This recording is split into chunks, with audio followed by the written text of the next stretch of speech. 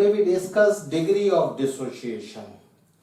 Degree of dissociation is defined for dissociation reaction. Degree of dissociation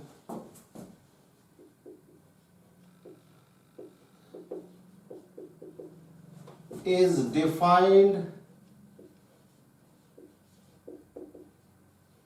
for dissociation reaction.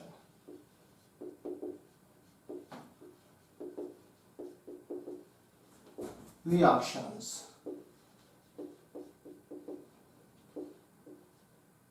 Dissociation reactions देखिए क्या होती हैं.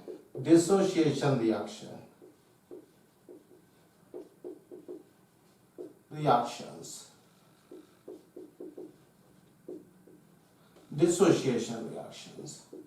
Dissociation reactions वो reactions होती हैं जिसमें एक रिएक्टेंट से एक या एक से ज्यादा प्रोडक्ट फॉर्म होते हैं. सिंगल रिएक्टेंट से एक या एक से ज्यादा प्रोडक्ट फॉर्म होते हैं. वन रिएक्टेंट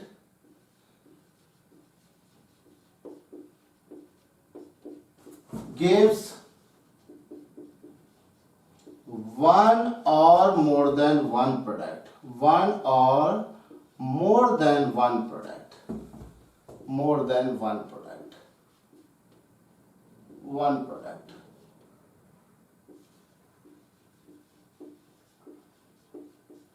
एग्जाम्पल देखिए. एग्जाम्पल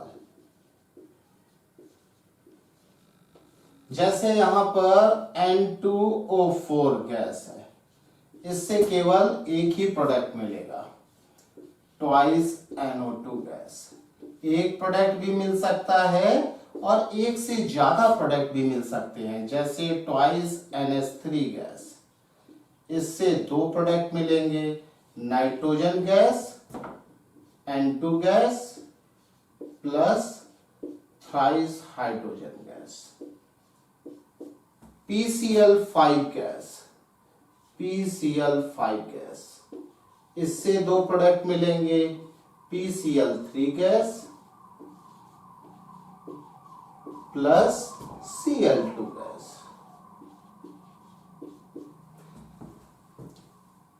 N2O5 गैस, इससे दो प्रोडक्ट मिलेंगे, N2O3 gas plus O2 gas. These are dissociation reactions.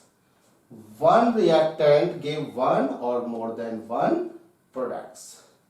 In dissociation reactions के लिए ही हम लोग degree of dissociation define करेंगे.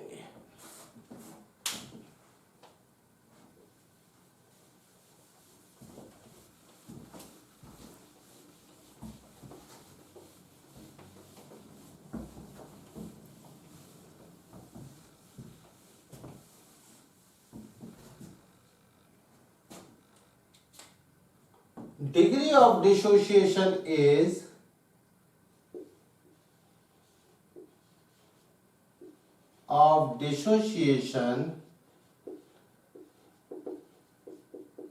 alpha is fraction of 1 mole. Fraction of 1 mole.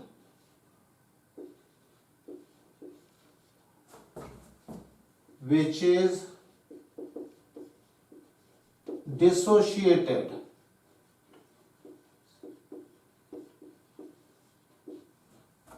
at equilibrium.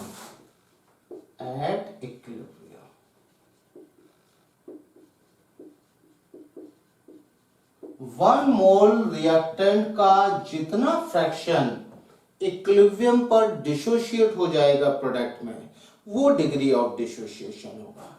मतलब degree of dissociation alpha is equal to dissociated मोल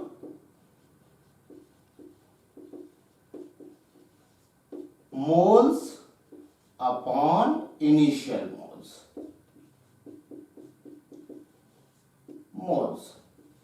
अगर हम लोग dissociated moles निकालेंगे तो क्या होगा alpha into initial mole, dissociated mole, moles at equilibrium is equal to alpha into initial moles.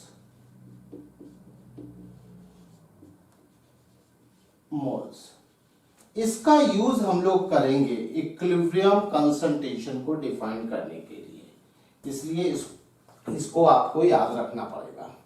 जब भी इक्विलिब्रियम पर हम कंसंट्रेशन डिफाइन करेंगे तब हम डिग्री ऑफ डिसोसिएशन के टर्म में ही डिफाइन करेंगे, इसलिए हम लोग डिसोशिएटेड मोल को इस तरह से कैलकुलेट करेंगे। अभी देखिए अल्फा क्या है, फ्रैक्शन है। 1 मोल का जितना फ्रैक्शन इक्विलिब्रियम पर डिसोशिएट हो जाता है, प्रोडक्ट में कन्वर्ट हो जाता है, वो अल्फा है। तो फ्रैक्शन हमेशा 1 से छोटा होगा और 0 से बड़ा होगा। अल्फा हमेशा 0 से बड़ा होगा और 1 से छोटा होगा। अगर अल्फा 0 होगा, अल्फा 0 होने का मतलब है reaction does not take place, reaction does not take place, reaction does not take place, does not take place. क्यों? क्योंकि बिल्कुल भी रिएक्टेंट प्रोडक्ट में कन्वर्ट नहीं हो रहा है। 1 मोल का 0 मोल प्रोडक्ट में कन्वर्ट मतलब बिल्कुल भी रिएक्शन नहीं हो रही है। Alpha is equal to 1। इस केस में क्या होगा, 1 मोल रिएक्टेंट से पूरा 100% 1 मोल प्रोडक्ट में कन्वर्ट हो रहा है। इसका मतलब रिएक्शन इर्रिवर्सिबल होगी। Reaction is irreversible, reaction is irreversible.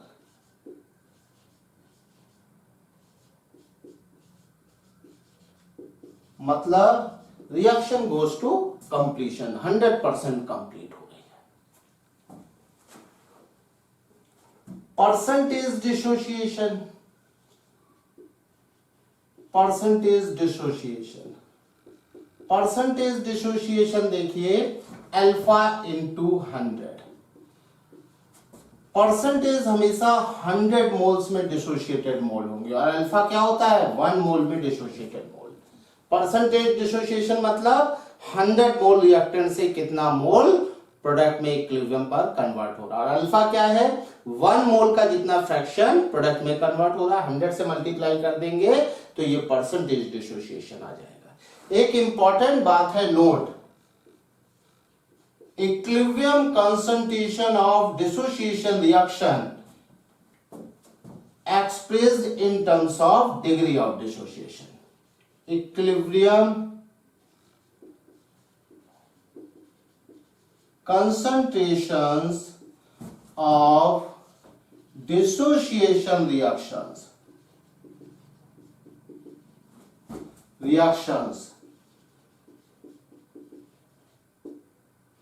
are expressed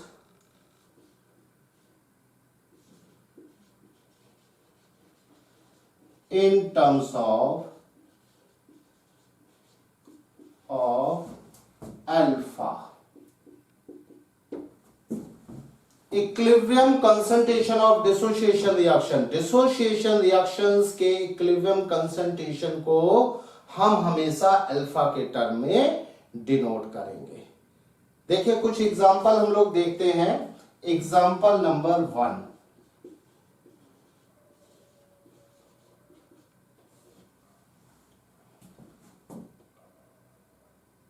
five mole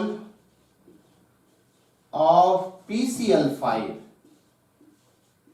gas is dissociated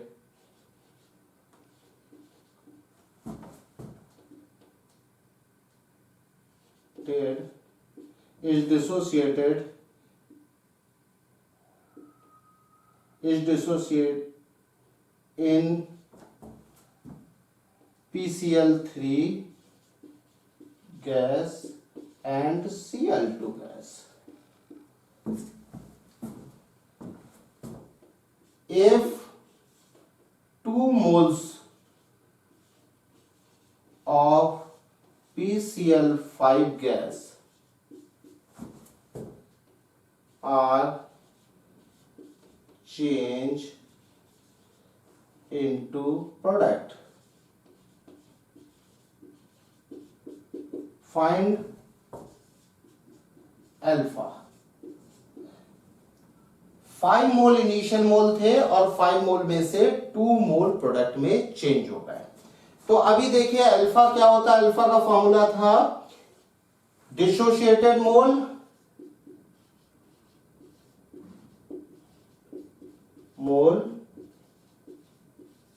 upon initial mole. Dissociated mole upon initial mole. Dissociated mole 2 mole है और इनिशियल मोल 5 मोल। अल्फा कितना होगा 0.4।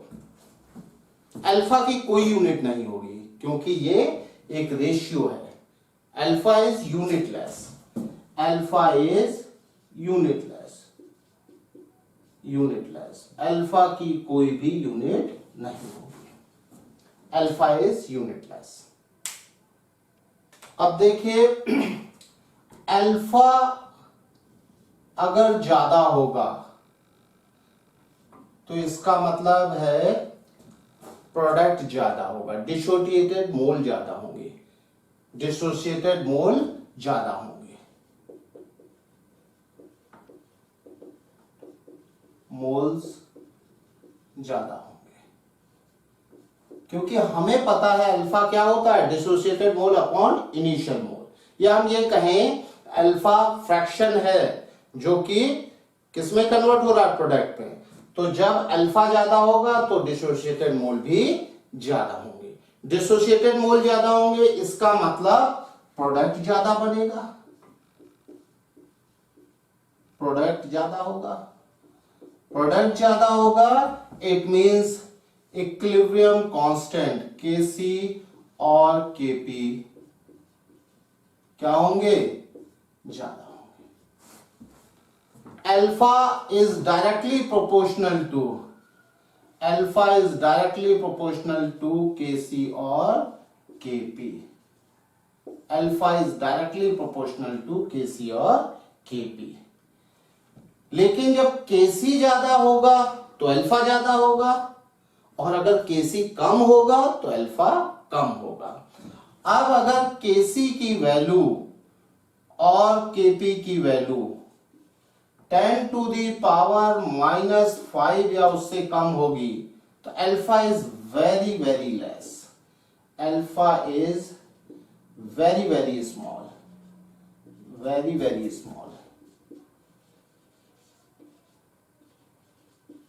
बहुत छोटा होगा। 1 के कंपैरिजन में अल्फा बहुत छोटा होगा। यहां पर 1 माइनस अल्फा को हम 1 लिख सकते हैं। अल्फा इतना छोटा होगा सपोज अल्फा 0.0001 है तो 1 से सब्ट्रैक्ट करेंगे तो 1 ही रहेगा। 0.9999 मतलब ऑलमोस्ट 1। तो जब भी Kp या Kc की वैल्यू 10 टू दी पावर -5 या उससे कम होगी तो अल्फा बहुत छोटा होगा। उस केस में हम लोग 1 माइनस अल्फा की जगह 1 लिख सकते हैं। Next example,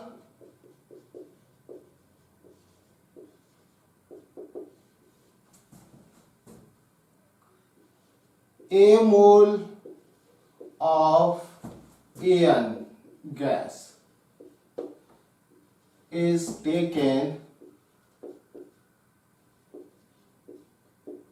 if degree of dissociation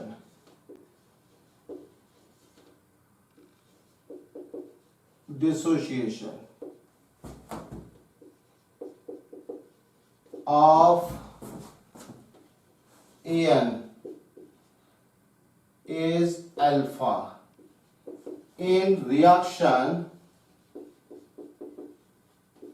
An gas changes to Na gas. Find total moles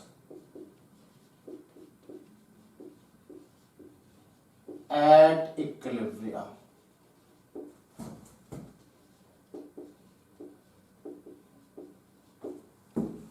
देखिए एन गैस, ये चेंज हो रहा है n a gas. T equal to 0 पर इसका ए मोल है और ये है 0। मैंने आपसे कहा था डिसोसिएशन रिएक्शन में हम लोग इक्विलिब्रियम कंसंट्रेशंस को डिग्री ऑफ डिसोसिएशन के टर्म में लिखेंगे, अल्फा के टर्म में लिखेंगे। यहां पर एट इक्विलिब्रियम, इक्विलिब्रियम टाइम को हम लोग T नॉट से डिनोट करते हैं। एट इक्विलिब्रियम डिसोसिएटेड अमाउंट कितना होगा, dissociated mole alpha into initial mole, alpha a. यहां पर अल्फा ए अगर ये डिसोशिएट होगा, एक मोल से एन मोल बनता है, अल्फा ए मोल कंज्यूम होगा तो ये कितना बनेगा, n alpha a. Total moles, total moles at equilibrium कितना होगा, एन का कितना मोल है इक्विलिब्रियम पर, a minus alpha a plus इसका कितना मोल है, एन अल्फा ए को कॉमन ले लेते हैं, क्या होगा 1 minus alpha plus n alpha. Here a 1 plus n minus 1 alpha. इसे हम एज ए फॉर्मूला भी यूज कर सकते हैं डिफरेंट डिसोसिएशन रिएक्शंस के लिए। यहां पर n क्या है, n है number of molecules of product when reactant molecule is 1, number of molecules of product when reactant molecule is 1,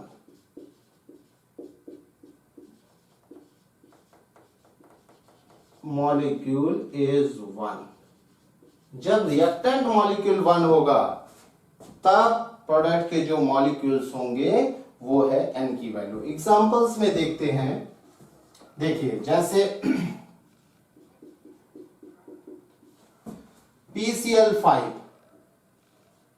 gas, ये चेंज हो रहा है PCl3 gas plus Cl2 gas. इसमें n का वैल्यू 1 प्लस 1 2, क्योंकि यहां रिएक्टेंट मॉलिक्यूल 1 है। दूसरा example twice NH3 gas, change हो रहा है N2 plus thrice H2 gas में।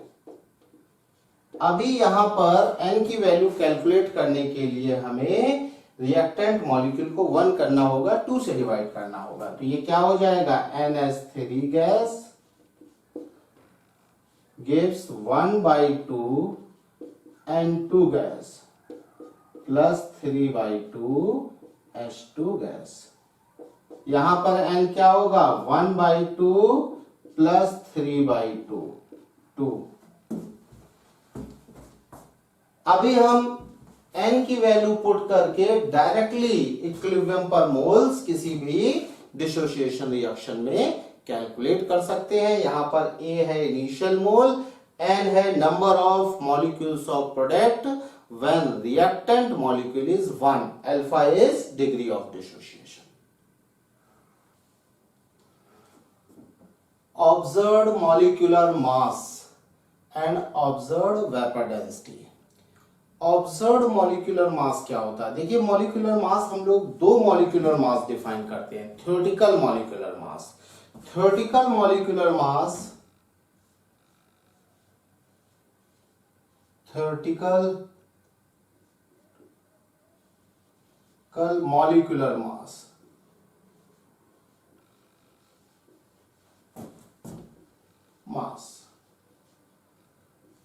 m theoretical molecular mass before dissociation, molecular mass before dissociation. Mass before dissociation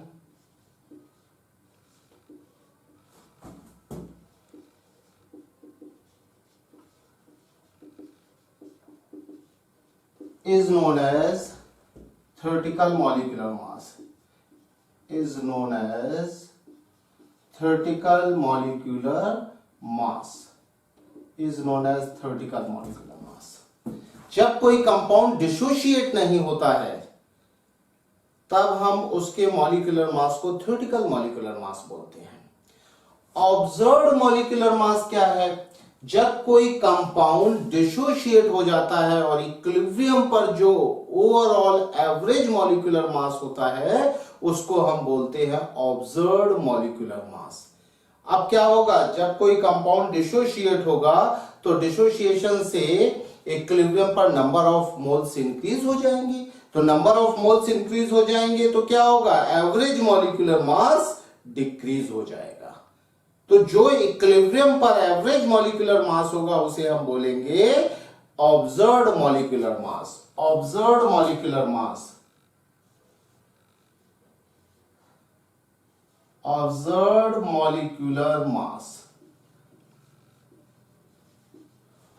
observed molecular mass है average molecular mass at equilibrium. Average molecular mass at equilibrium. Mass at equilibrium.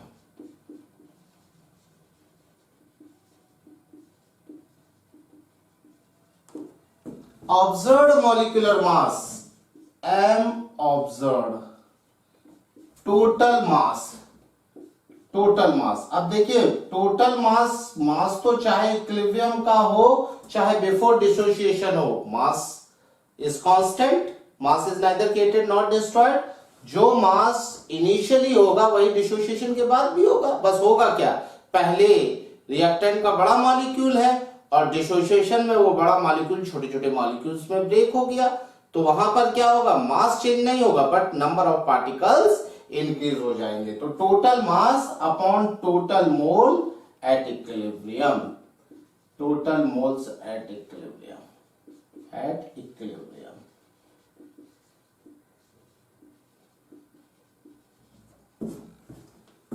Observed molecular मास. इसे हम average molecular mass में भी पहले पढ़ चुके हैं. Average molecular mass क्या होता था? Total mass upon total mole इन मिक्सचर. तो यहां पर देखा जाए तो जब डिसोसिएशन हो जाएगा तो एक मिक्सचर बन जाएगा जिसमें रिएक्टेंट्स और प्रोडक्ट दोनों प्रेजेंट होंगे. तो इक्विलिब्रियम मिक्सचर जो है उसका एवरेज मॉलिक्यूलर मास को हम ऑब्जर्व्ड मॉलिक्यूलर मास यहां पर कह रहे हैं. अभी देखिए, मान लीजिए कि late a mole of AN is taken. Degree of dissociation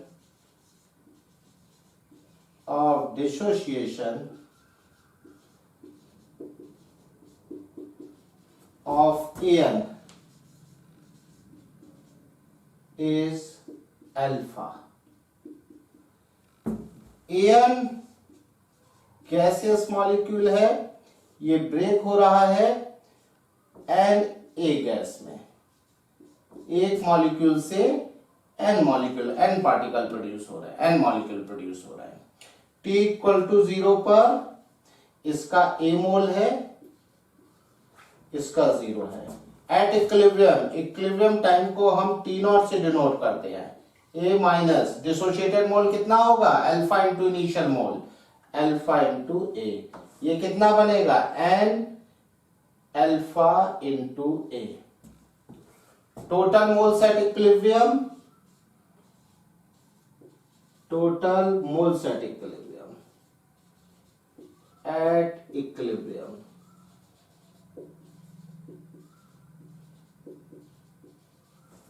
कितना होगा? A minus A alpha plus N alpha A. ये आ जाएगा, ए कॉमन लेंगे 1 plus n minus 1 alpha, total moles होगा। अभी observed molecular mass m observed क्या होगा, टोटल मास। टोटल मास अगर t इज इक्वल टू 0 पर मास सपोज x ग्राम है तो इक्विलिब्रियम पर भी x ग्राम ही होगा। बस डिफरेंस क्या होगा, पहले बड़ा मॉलिक्यूल है और इक्विलिब्रियम पर कुछ बड़े मॉलिक्यूल और कुछ छोटे मॉलिक्यूल प्रोड्यूस हो गए। मास is neither created not destroyed. तो यहां पर हम लोग टोटल मास को t इक्वल टू 0 वाला कैलकुलेट कर लेते हैं। वही टोटल मास एट इक्विलिब्रियम पर भी होगा। अगर आप a minus alpha A molecules का मास एन मॉलिक्यूल्स का कैलकुलेट करेंगे और एन अल्फा ए का कैलकुलेट करेंगे, टोटल मास वही आएगा जो t इज इक्वल टू 0 पर आया है, because mass is neither created not destroyed. तो यहां पर ये क्या हो जाएगा, a mole a into m theoretical. इसका मॉलिक्यूलर मास क्या होगा, before dissociation theoretical molecular mass. हमने थ्योरेटिकल मॉलिक्यूलर मास क्या डिफाइन किया है, molecular mass before dissociation is known as theoretical molecular mass. और यहां पर टोटल मोल कितने होंगे इक्विलिब्रियम पर, a 1 plus n minus 1 alpha. A से ए cancel, observed molecular mass is equal to theoretical molecular mass upon 1 plus n minus 1 alpha.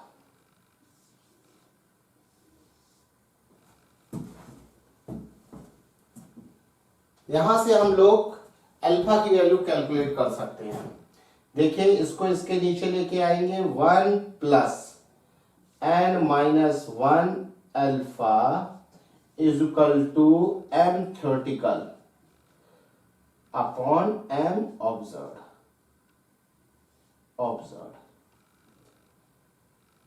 यहां से क्या होगा, n minus 1 alpha is equal to m theoretical minus m observed upon m observed. और alpha is equal to क्या हो जाएगा finally, m theoretical minus m observed upon m observed n minus 1।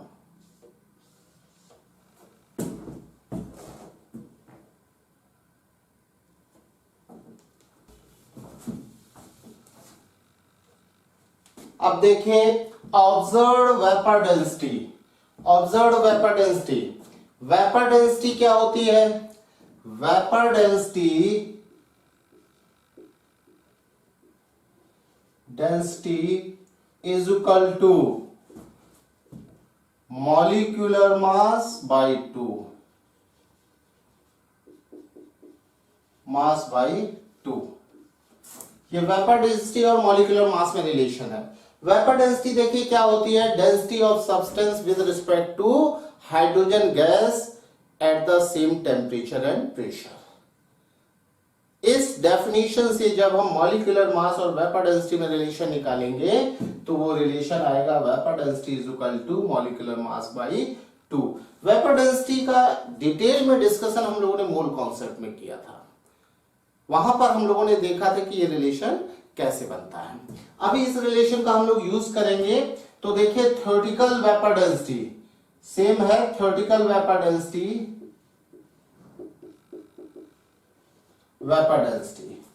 Theoretical vapour density मतलब vapour density before dissociation, vapour density before dissociation, vapour density before dissociation, before dissociation,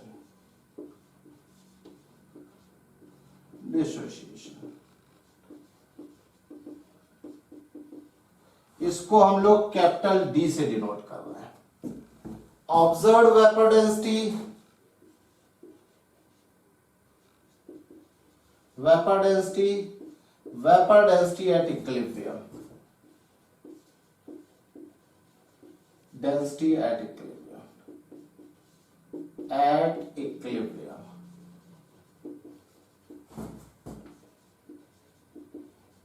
इसको हम लोग small D से denote कर रहे हैं।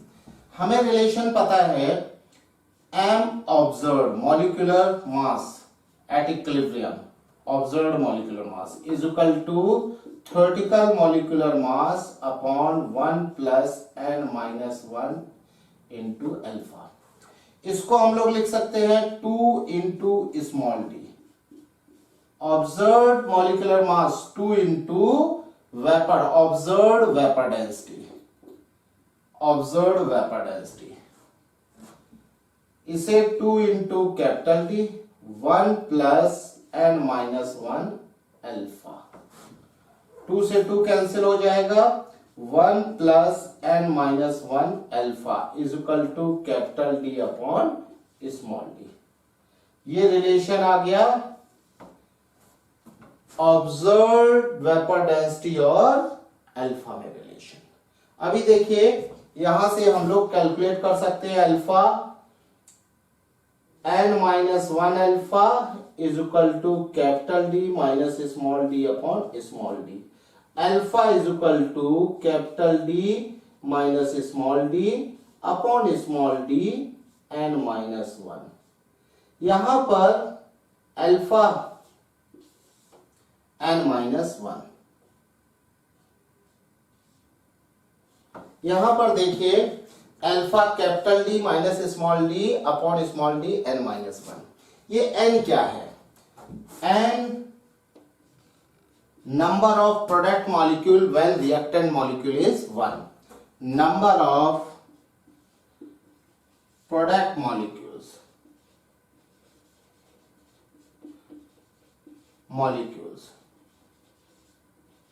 when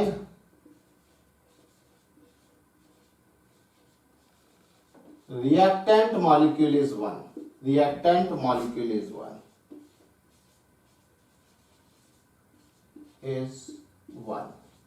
ये बात ध्यान रखने वाली है। जब रिएक्टेंट मॉलिक्यूल 1 होगा तब जितने प्रोडक्ट के मॉलिक्यूल होंगे वो n की वैल्यू है।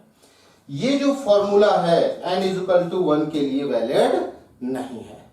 This formula is not valid for n is equal to 1। Note this formula कौन सा formula?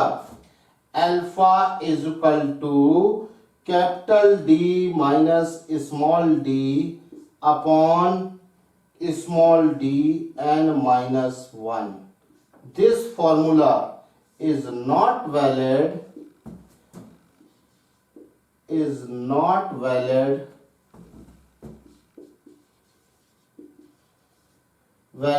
for n is equal to 1 because n is equal to 1 के लिए ये इनडिटर्मिनेट फॉर्म हो जाएगी। यहां 0 होगा और कैपिटल डी और स्मॉल डी भी सेम होंगे। रीजन क्या है? जब n is equal to 1 होगा तो थ्योरेटिकल जो मॉलिक्यूलर मास होगा और जो ऑब्जर्व्ड मॉलिक्यूलर मास होगा ये दोनों इक्वल होंगे। जब ये दोनों इक्वल होंगे तो थ्योरेटिकल वेपर डेंसिटी और ऑब्जर्व्ड वेपर डेंसिटी ये दोनों इक्वल होंगे। इसका मतलब न्यूमरेटर और डिनोमिनेटर में 0/0 की फॉर्म बन जाएगी, वो इनडिटरमिनेट फॉर्म होगी। इसलिए अल्फा का ये फॉर्मूला वैलिड नहीं होगा। एक एग्जांपल देखते हैं। Example vapour density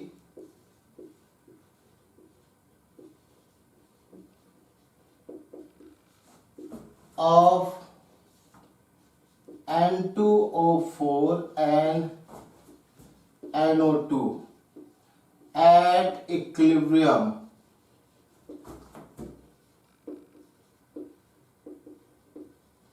is 38.2 at 40 degrees centigrade। Find moles of NO2 if 184 gram N2O4 is taken initially.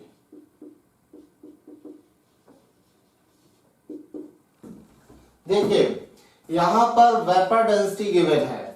Vapour density किसकी गिवन है? इक्विलिब्रियम मिक्सचर पर, मतलब observe vapour density small D है 38.2। कैपिटल डी क्या हो जाएगा? कैपिटल डी होती है थ्योरेटिकल वेपर डेंसिटी, ये हो जाएगा थ्योरेटिकल मॉलिक्यूलर मास बाई 2। कितना होगा? 92/2। N2O4 इसका मॉलिक्यूलर मास 92/2 46। यहां से हम लोग डिग्री ऑफ डिसोसिएशन कैलकुलेट कर लेंगे। हमें पता है capital D upon small D is equal to 1 plus n minus 1 alpha. अभी n की वैल्यू कितनी होगी? देखिए N2O4 गैस डिसोशिएट होगा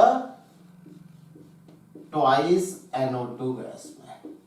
यहां पर जब इसका 1 मॉलिक्यूल होगा तब इसका 2 मॉलिक्यूल है। रिएक्टेंट के 1 मॉलिक्यूल होने पर प्रोडक्ट में जितने मॉलिक्यूल्स होते हैं वो n की वैल्यू होती है। n इज इक्वल टू कितना है? n is equal to 2।